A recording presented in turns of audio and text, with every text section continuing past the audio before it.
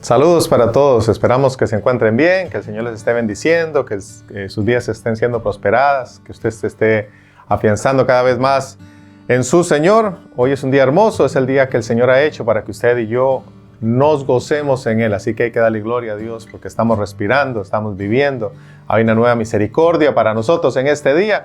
Así que es motivo de alegría. Hoy muchos no pudieron abrir los ojos, hoy muchos no amanecieron en este mundo. Usted y yo tenemos una nueva misericordia, tenemos una nueva oportunidad, si es que tenemos que arreglar alguna cuenta con el Señor. Así que vamos a adorar al Señor, vamos a estar agradecidos en este día.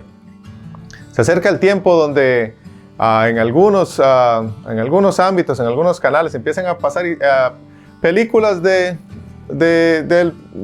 cristianismo, de los orígenes del cristianismo. Y siempre se recuerda cómo la iglesia primitiva fue perseguida. Porque a través de la historia, el seguidor de Cristo siempre ha tenido oposición. Nunca ha sido fácil. Desde el puro principio, desde los primeros seguidores de Cristo, fueron perseguidos, azotados, encarcelados por profesar su fe en el Hijo de Dios. Desde el puro principio, estando el Señor aquí, ya había oposición. Y en los primeros siglos, los cristianos tenían que enfrentar persecución, tenían que pagar hasta con su propia vida por mantener su fe, por mantener su creencia, por ser fieles al Señor. Fueron perseguidos, discriminados, exiliados, odiados, encarcelados, asesinados. Y muchos de ellos, es más, cuando estaban siendo azotados por causa del Señor, se sentían gozosos de ser tenidos por dignos de sufrir por su Señor. La pregunta que yo me hago y que le hago a ustedes en esta hora es: ¿qué tenían esos cristianos que nada los hacía negar a su Señor, que estaban dispuestos a todo por su Señor? Tenían apenas 3 años y medio de andar con su Señor, 3 años de andar con Él ahí, escuchando sus enseñanzas, viendo sus milagros. Gente que no tenía tal vez mucha preparación, fueron impactados, fueron llenos de una fuerza, de una fe que los hacía permanecer firmes aún ante el peligro. ¿Qué tienen esos cristianos en la actualidad? Porque en la actualidad hay mucha persecución tal vez. Yo no sé si usted ha estado al tanto de las noticias, pero hay países donde los cristianos son perseguidos, son encarcelados por predicar, por ser pastores, son llevados a la cárcel. No hay libre expresión en cuanto a la religión, no se puede tener una Biblia, etc. Tienen que esconderse porque si no son asesinados, si no niegan su fe. En la actualidad, no estamos hablando en el primer siglo, estamos hablando hoy, un día como hoy, muchos de nuestros hermanos, muchos de nuestros consiervos están siendo perseguidos por su fe en Cristo. Pero ¿qué tienen ellos? ¿Qué tenían los primeros? Que nada los detenía, que seguían amando y sirviendo a su Señor aún en medio de la persecución, del peligro, de la amenaza. Siguen adelante.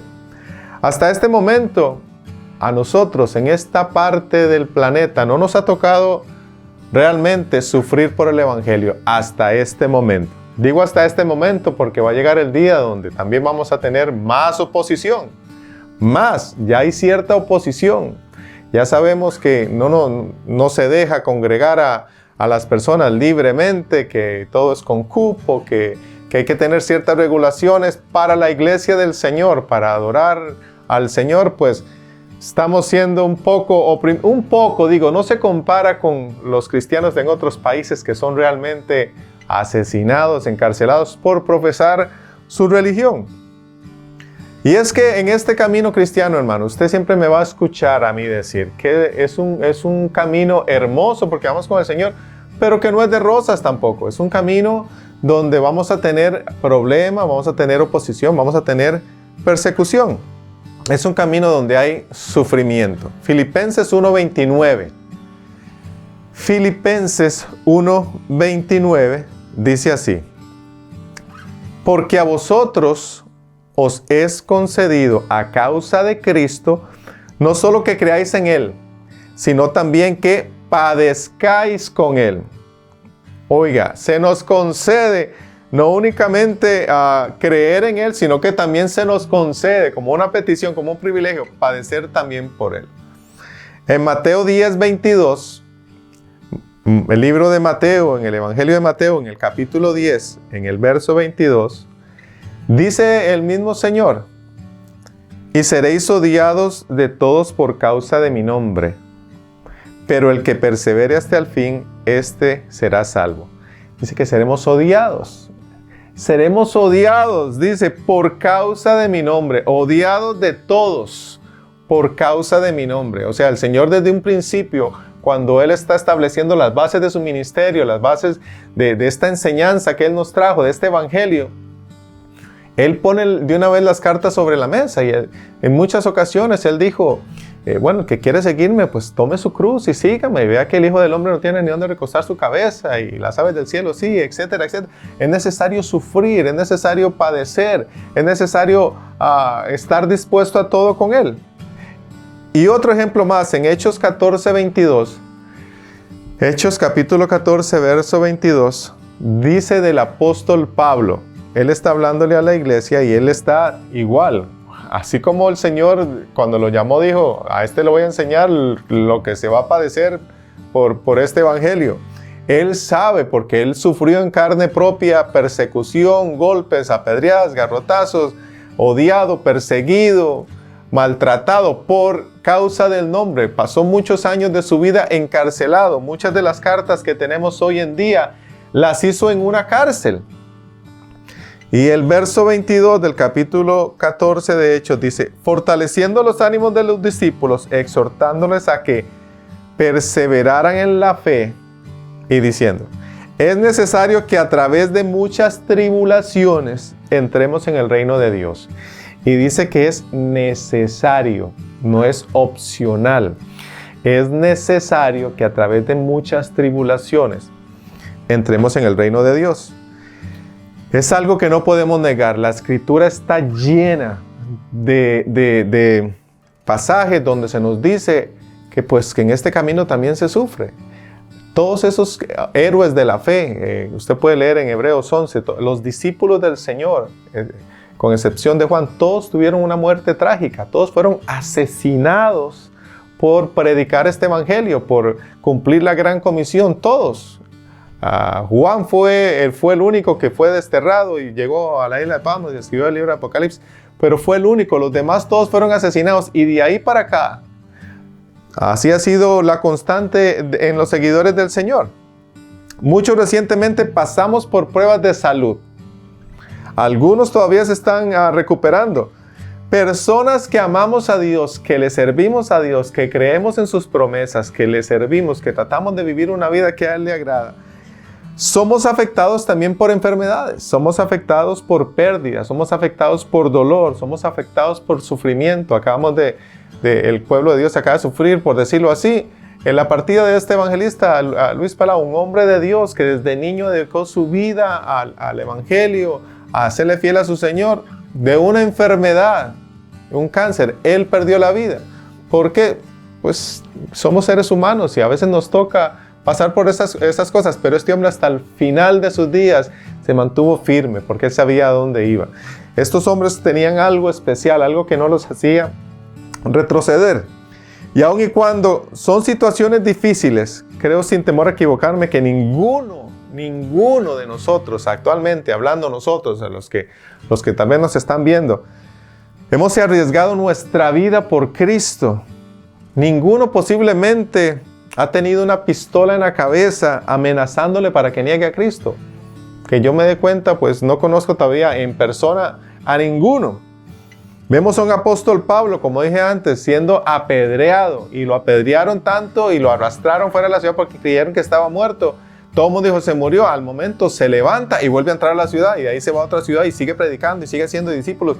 El hombre sigue predicando aún con las heridas, aún con la sangre, con el dolor. Se levanta y sigue predicando. Que tenían algo especial. O sea, ¿qué era? ¿Qué era eso que los motivaba? Gente que estaba dispuesto a todo por su Señor. La historia de la iglesia está escrita con la sangre de muchos que entregaron su vida por amor a aquel que los llamó. Aún en algunos escritos antiguos se nos dice que muchos esperaban con impaciencia el martirio. O sea, estaban deseosos de ser mártires. Estaban deseando morir por su Señor, ser tomados por dignos para morir por su Señor. Estamos hablando de los orígenes de la iglesia. Y podríamos seguir hablando de miles de cristianos todavía torturados bajo el régimen comunista en Rusia, en Rumanía. De ahí surgió un ministerio que se llama La Voz de los Mártires, donde su fundador fue encarcelado por 14 años por predicar, por tener una iglesia clandestina, le decían ellos. Fue 14 años a la cárcel, torturado todos los días. Estuvo 3 años en una cárcel bajo tierra, incomunicado por 3 años sin ver la luz del sol. Únicamente al que veía era el que llegaba a torturar. Lo metían en una caja llena de clavos por todo lado donde no se podía mover. Duraba días de pie sin poder descansar su cuerpo.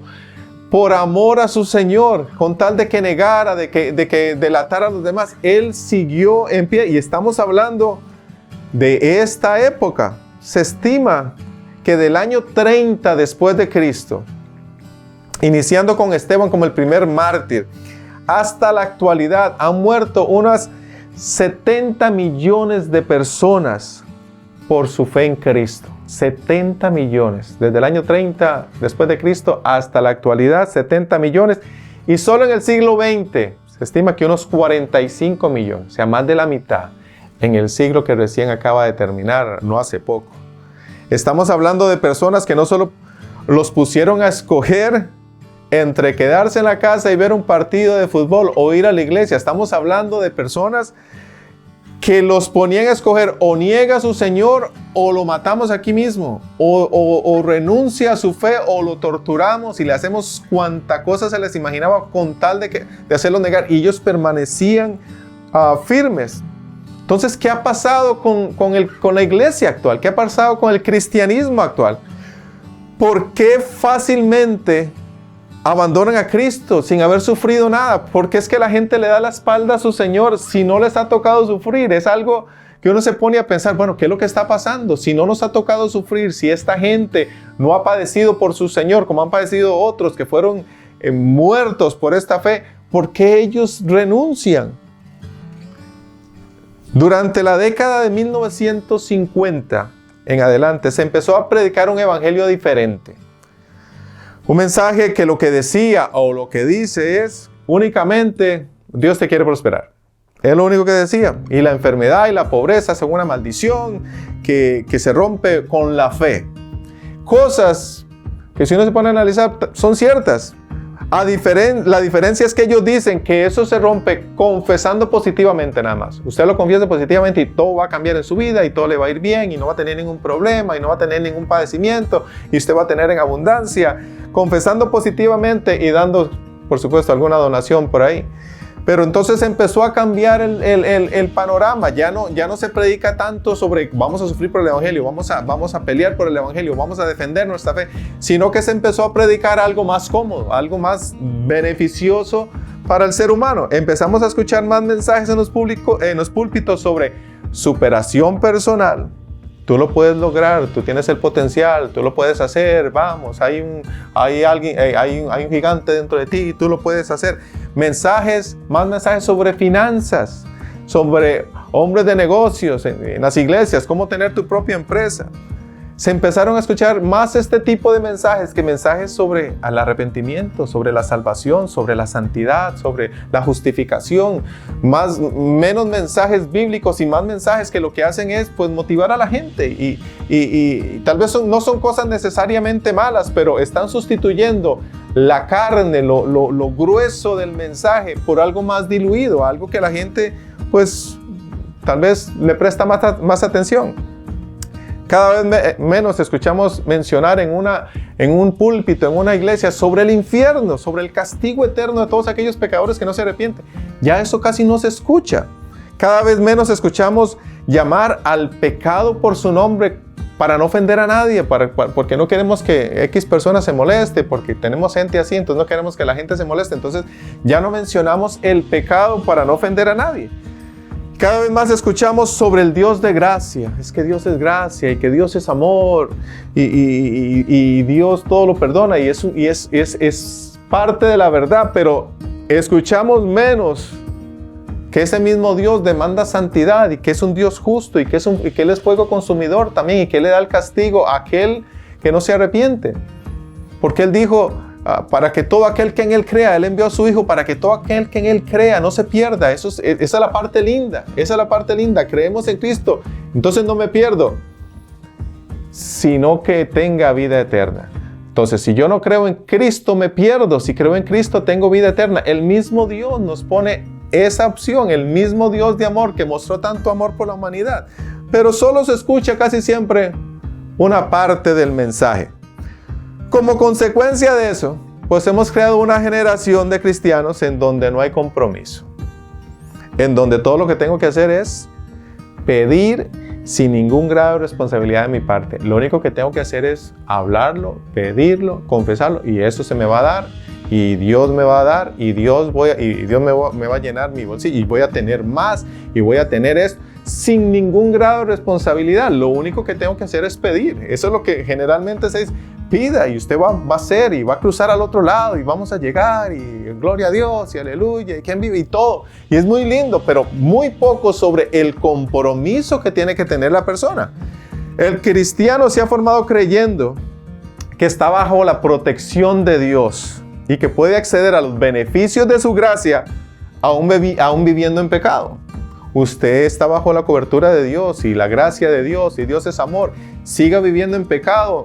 No quiero ofenderlo, siga usted adulterando y fornicando y mintiendo y robando, no hay problema, pero Dios lo sigue cubriendo.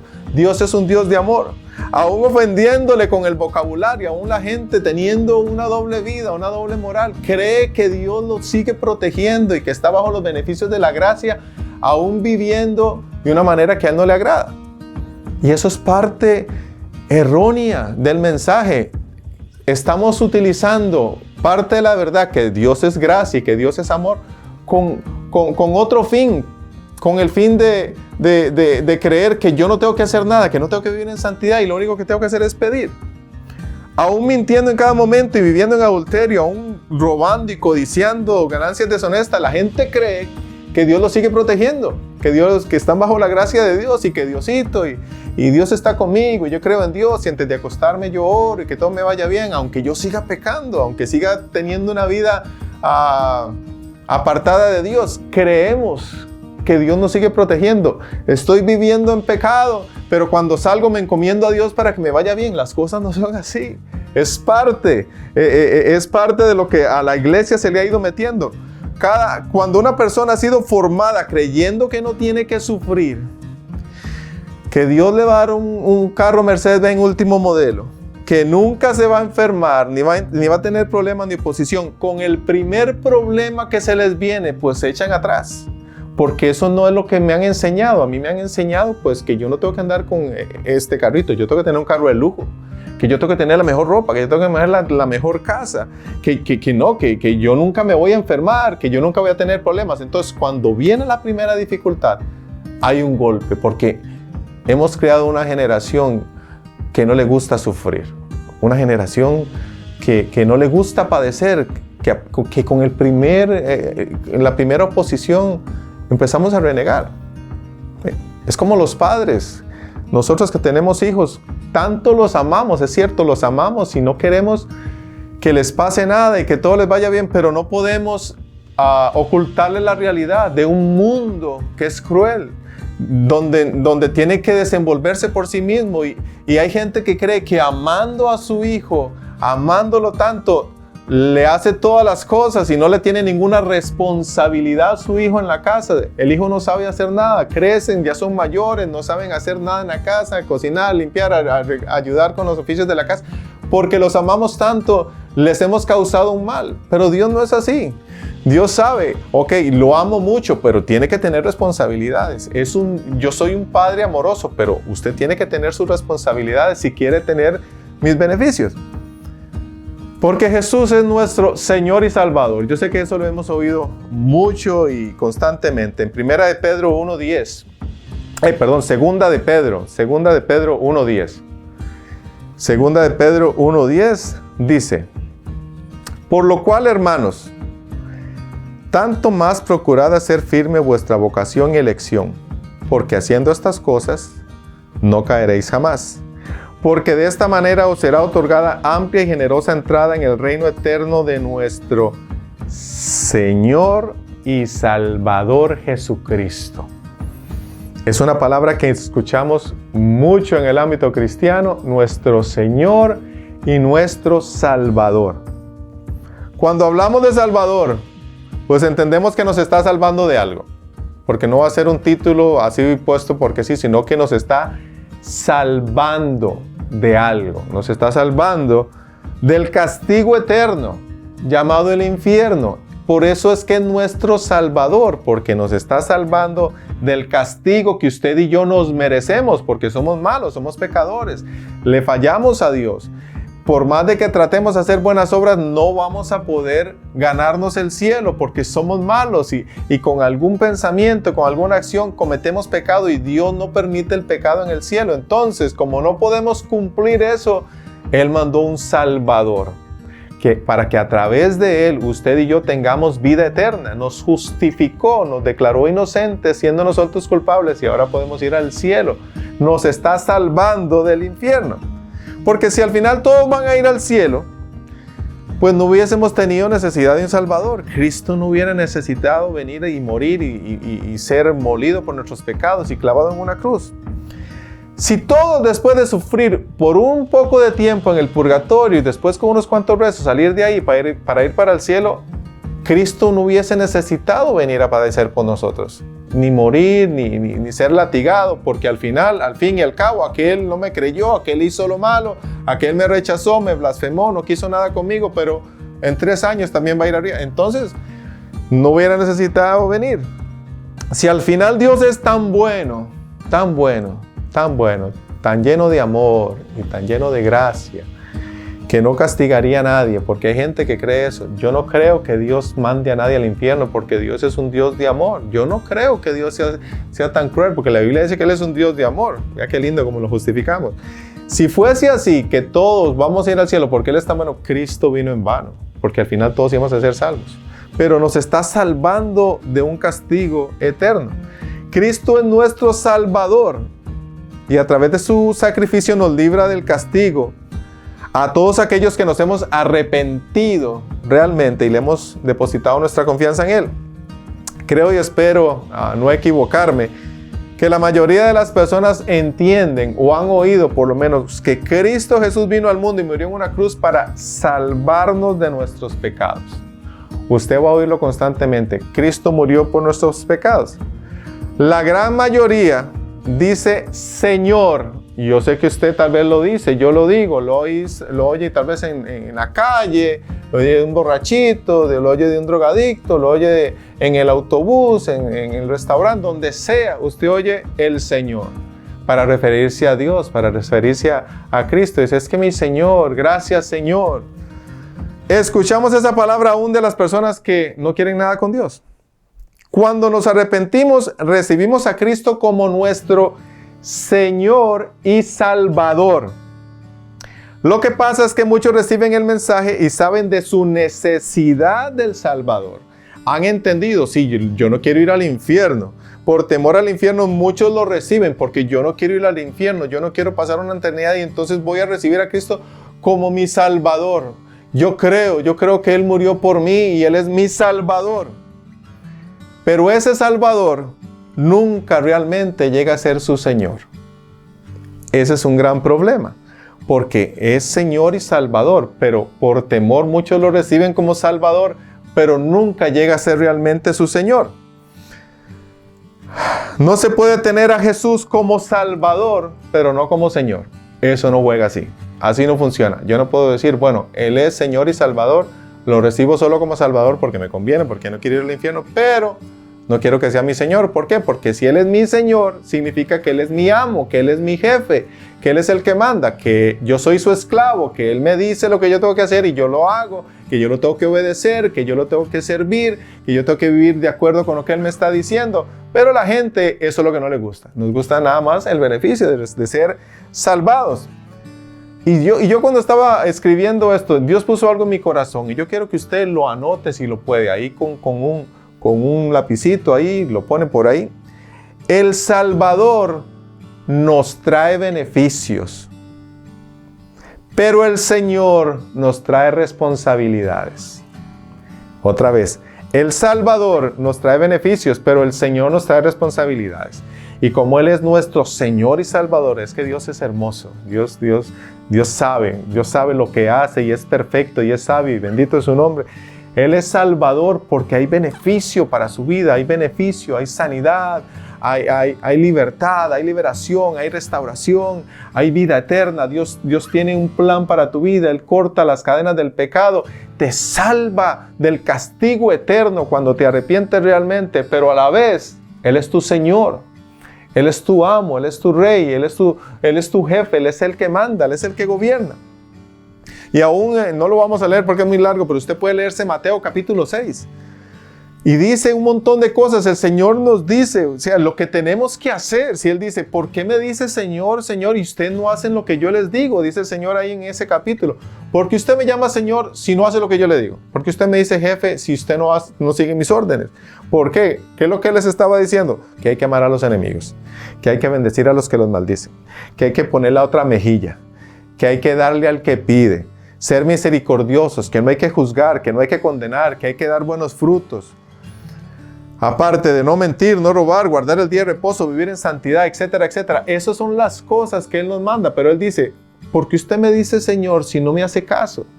¿Por qué usted me dice que yo soy su amo si usted a mí no me hace caso? Si queremos realmente que Él sea nuestro Señor, pues tenemos que obedecerlo.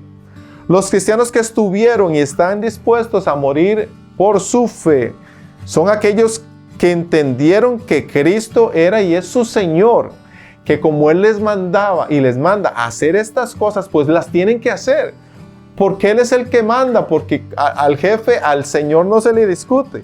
El dueño, el jefe, el que manda, el soberano, el rey del universo es Él. Él ordena y los súbditos obedecen. Así funciona. Él ordena y los subalternos obedecen, aunque esa obediencia muchas veces les lleve a la muerte. Pero hemos entendido que la muerte aún es ganancia. Por eso es que esa gente iba gozosa a ser sacrificada, porque ellos sabían que era un premio más bien, que era ganancia. Que partiendo de aquí vamos a la presencia de nuestro Señor por toda la eternidad, no porque seamos muy buenos, sino porque hemos recibido a ese Señor, también lo recibimos como Salvador. Porque tenemos la certeza de que ese que me está mandando a hacer las cosas también va a salvar mi alma. Que Él es mi Señor y yo le obedezco, entonces Él salva mi alma y me libra del castigo eterno. Eso es lo que motivaba y motiva a los cristianos hoy en día a seguir en pie. Y yo le insto a usted, hermano, para que usted siga en pie, para que usted se mantenga firme, para que usted ame a su Señor. Pero en el libro de 2 de Tesalonicenses, capítulo 2, está hablando de la segunda venida de Cristo, que es inminente. Así como Él se fue, va a regresar. Él va a regresar, eso no hay discusión. Eso lo cree la iglesia, de que Él regresa. Y no regresa como un siervo sufriente, ya no regresa como un niño a nacer en pobreza, en humildad, sino que viene como el Rey de Reyes, como el Señor de Señores que eres.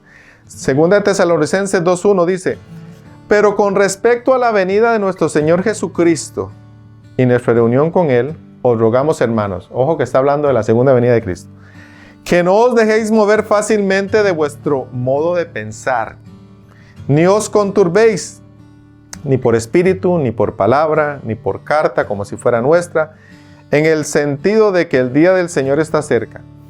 Nadie os engañe en ninguna manera, porque no vendrá, hablando de Cristo, sin que antes venga la apostasía y se manifieste el hombre de pecado, el hijo de perdición. En el contexto bíblico, el término apostasía se refiere a la acción de abandonar, de desertar o rechazar la fe cristiana. Eso es una palabra griega que se usaba cuando alguien dejaba un partido político principalmente, pero en el ámbito cristiano significa abandonar, desertar o rechazar la fe cristiana. Un apóstata es alguien que se identificaba como cristiano anteriormente, pero ha decidido abandonar o apartarse de la fe que aseguraba profesar. Describe a aquella persona que ha abandonado voluntaria y conscientemente su fe en Dios y concretamente en Jesucristo. O sea, para apostatar de la fe, primero hay que ser cristiano. Los que apostataron, los apóstatas, una vez fueron cristianos, una vez profesaron su fe en Cristo, como usted y como yo. Al no recibir el mensaje completo del Evangelio, al recibir solo una parte de él, la parte que hace énfasis solamente en los beneficios que voy a recibir sin ningún compromiso de mi parte, ha creado una generación de cristianos débiles, una generación de cristianos que no quiere sufrir y que con la primera se van a apartar. Y yo decía, Señor, qué mal se le ha hecho a tu pueblo, porque si dice que en los últimos tiempos, y nosotros sabemos que estamos viviendo en los últimos tiempos, que el Señor está a punto de regresar, que va a haber apostasía, es porque no se le ha dicho a la gente la verdad completa. No se le ha dicho que hay que tener responsabilidades, que hay que tener convicción, que hay que mantenerse firme, que no es nada más de pedir y recibir.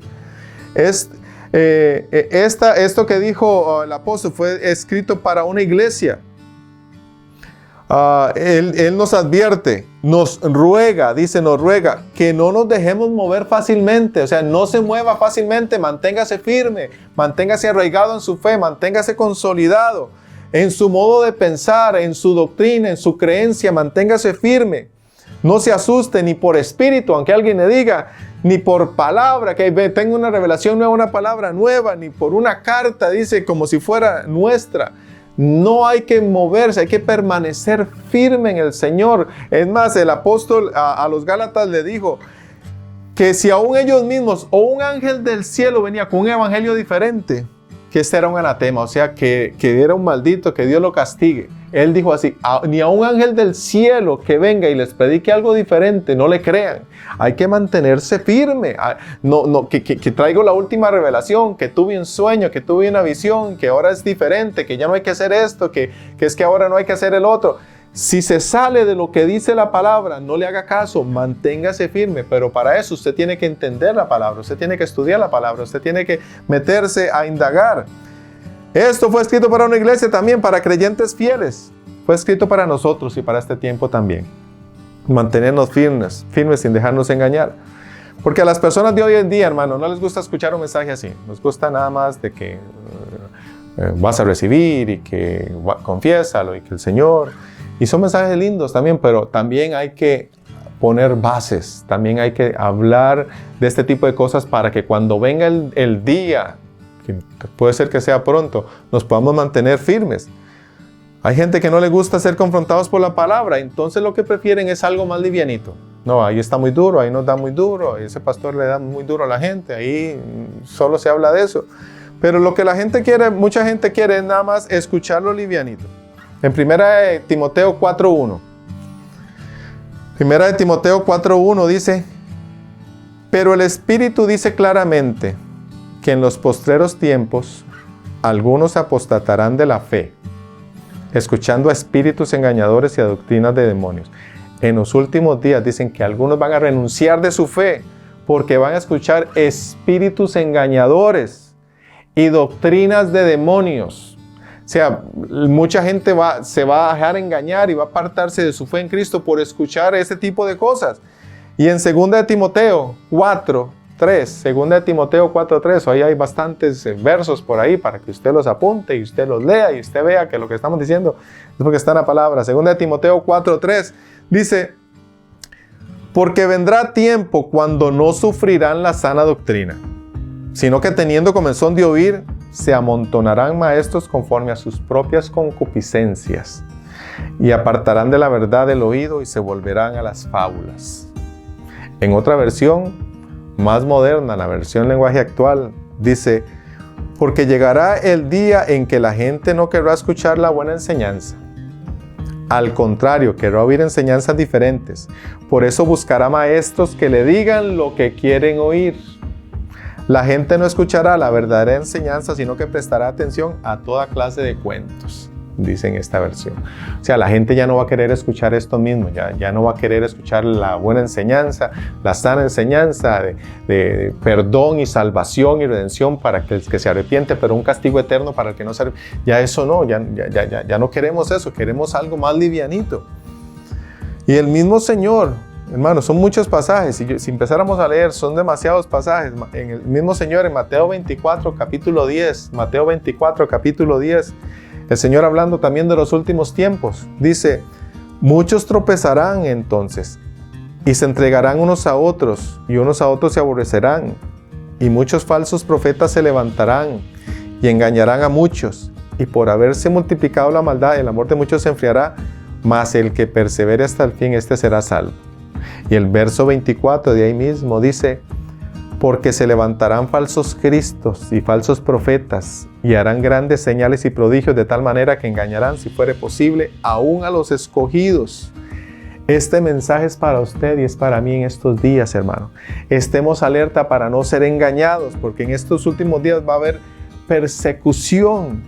Van a salir muchos engañadores con facilidad de palabra, que van a hablar muy bonito y que van a hablar muy elocuentemente, pero lo que van a hacer es engañarnos, lo que van a hacer es desviarnos del verdadero mensaje del Evangelio. Y aún dice que van a hacer grandes prodigios, van a hacer grandes señales para engañar, y dice, si fuese posible, aún a los escogidos. O sea, usted y yo también estamos en peligro de ser engañados si no estamos bien arraigados, si no estamos bien fundamentados, si no estamos bien enfocados en lo que dice la palabra.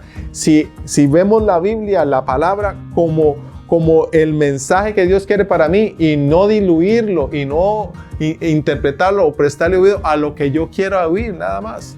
Al mensaje de que si puedes, hazlo, y no tienes nada que entregar, no tienes nada que dar. Aún personas que creen estar firmes podrán ser engañadas, pero la promesa es que si perseveramos vamos a ser salvos.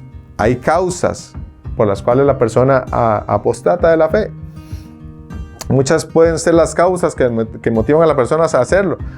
Algunas son las tentaciones, que hay tentaciones en todas las esquinas y estamos siendo bombardeados por todos los medios con tentaciones para todos los gustos. Entonces, para no estar lidiando con la tentación y escuchar que lo que estoy haciendo es malo, pues lo mejor es dejar de escuchar la parte que me dice que está mala y caer en la tentación. Eso es lo que muchos hacen. No, le cierran el oído, no me diga más eso, no me diga que estoy en pecado, no, tranquilo, no, a mí ya no me venga con ese cuento. La gente lo que hace es cerrar el oído y seguir en su pecado. Los engaños, como dijo Cristo, van a haber muchos engañadores que van a salir y van a tratar a usted de engañarlo, a usted y a mí, diciendo cosas muy bonitas, haciendo cosas grandes, pero sin estar apegados en la Biblia. Y la otra también es la persecución, porque al ser perseguidos, muchos van a negar su fe. Aunque no está abiertamente perseguida la iglesia, hay cierta persecución. Ahora en Israel, como lo oíamos un día de estos, en Israel, quisieron obligar a todos a ponerse la vacuna contra el virus que está ahorita, y como no pudieron hacerlo obligatorio, entonces lo que hicieron fue premiar a los que sí se la ponían. Usted se la puso y le da una tarjeta ahí identificando que ya se puso la vacuna, entonces sí puede entrar a los restaurantes, sí puede ir a la playa, sí puede hacer. Si usted no la tiene, entonces no lo puede hacer. Solo los que se pusieron la vacuna y los que ya les había dado tienen el privilegio de hacerlo. Los que se rehusan a hacerlo, usted no tiene el privilegio de hacerlo. Ya hay cierto grado de persecución. Ya vemos cómo se nos está encarrilando, se nos está moldando para que cuando venga el asunto ya la gente esté acostumbrada. No va a ser un golpe de 0 a 100, sino que poco a poco la gente está siendo, vamos a usar esta palabra, amaestrada, para que cuando pase, pues ya no sea nada anormal. Hay síntomas de una persona que tiene apostasía. Es una persona, se meten sutilmente, dice, se mete sutilmente. Viene con ideas, viene con pensamientos, viene con palabritas que nos empiezan a incomodar y le empezamos a prestar atención. Y el apóstol Judas habla de todo eso. Tiene solo un capítulo, léalo, está en el Nuevo Testamento. Habla casi que solo de eso. Dice que son impíos, usan la gracia como licencia para pecar, son moralmente pervertidos, dicen, niegan a Cristo, son rebeldes, gente que blasfema, proclaman visiones falsas, murmuradores, criticones. Y una lista grandísima da él de las personas que son apóstatas de la fe.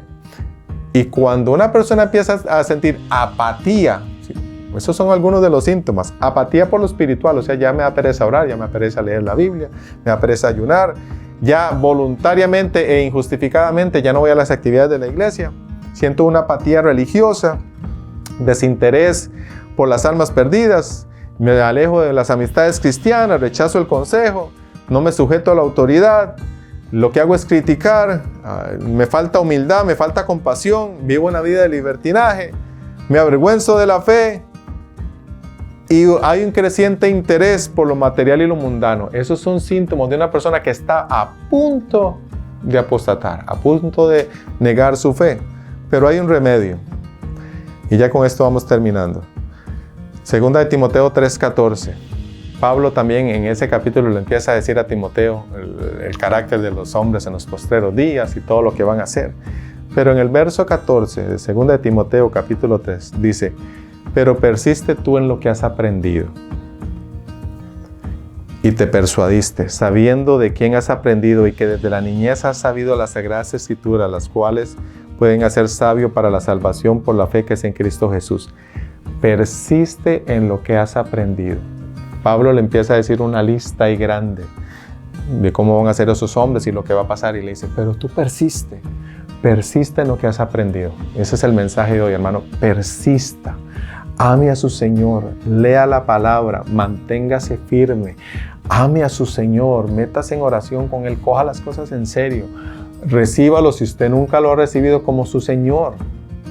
Tal vez usted un día lo hizo, pero únicamente confía en Él para la salvación, sin tener ninguna responsabilidad. Puede ser que nunca le haya hecho caso, que Él dijo: no mentirás, pero yo sigo mintiendo. Él dijo: no robarás, pero yo sigo robando. Dijo: no adulterarás, pero yo lo hago. Tienes que guardar un día de reposo, pero yo no lo hago. Entonces, estamos nada más obteniendo los beneficios sin tener responsabilidades. Hoy es el día para que usted se ponga cuentas con su Señor. Si usted nunca le ha hecho caso a su Señor, hoy es el día que lo empieza a hacer. Pues yo amo a Dios, pero si no le hace caso, eso no funciona. Jesús dijo: si me ama, guarde mis mandamientos. Si usted realmente me ama, hágame caso, hágame caso. Y ya el último pasaje, Colosenses 2, capítulo 6 y 7, dice: por tanto, de la manera que habéis recibido al Señor Jesucristo, andad en Él, arraigados y sobreedificados en Él, y confirmados en la fe, así como habéis sido enseñados, abundando en acciones de gracias. Sobreedificados, arraigados y confirmados en la fe. Hoy este es un mensaje, hermano, podemos decirle de advertencia, porque los días se pueden poner peores. Y ya se nos advirtió que antes de que Cristo venga, muchos van a abandonar su fe. Que usted y yo no seamos de esos, no seamos de ese porcentaje que va a abandonar su fe, sino que usted ame a su Señor. Sepa que este es un camino duro, que se va a sufrir, que vamos a tener persecución, que vamos a tener dolor, vamos a pasar por situaciones difíciles, pero que Cristo está con nosotros, que ese mismo Señor al cual usted le va a hacer caso, Él es el que salva su alma del castigo eterno. Que si un día usted parte de acá, por el motivo que sea, enfermedad, accidente, lo que sea, usted va con su Señor, porque usted lo recibió como su Salvador y usted le hizo caso. Si usted nunca ha recibido a Cristo en su corazón, si usted nunca se ha arrepentido de sus pecados, si usted nunca ha aceptado ese sacrificio, hoy es el día de hacerlo. Vamos a orar. Padre, te damos la gloria, la honra y la alabanza a ti, porque tu palabra es viva y eficaz, Señor. Porque desde el principio tú nos adviertes cómo iban a ser estos últimos tiempos, Señor. Señor, gracias por el amor que mostraste por cada uno de nosotros al enviar a Cristo a morir en la cruz, Señor. Gracias, gracias, porque hemos creído en Él, Señor. Pero te pedimos perdón a la vez si hemos recibido a ese Salvador, si hemos recibido los beneficios de la salvación, pero nunca le hemos hecho caso al Señor. Si únicamente tenemos a Cristo como el Salvador, pero no como el Señor. Hoy queremos hacerte caso, Señor. Hoy queremos vivir diferente, obedecer tus mandamientos, Señor, vivir para ti. En este mundo es difícil, tal vez, pero con tu Espíritu Santo, Señor, ayudándonos lo podemos hacer. Si usted nunca lo ha hecho, dígale: Señor, me arrepiento de mis pecados, me arrepiento en este momento de mis pecados y te pido que me cambies, te pido que transformes mi vida, que hagas de mí una nueva criatura, que vengas y dirijas mi vida, mi corazón. Te entrego todo mi ser y confío en ti para la salvación de mi alma.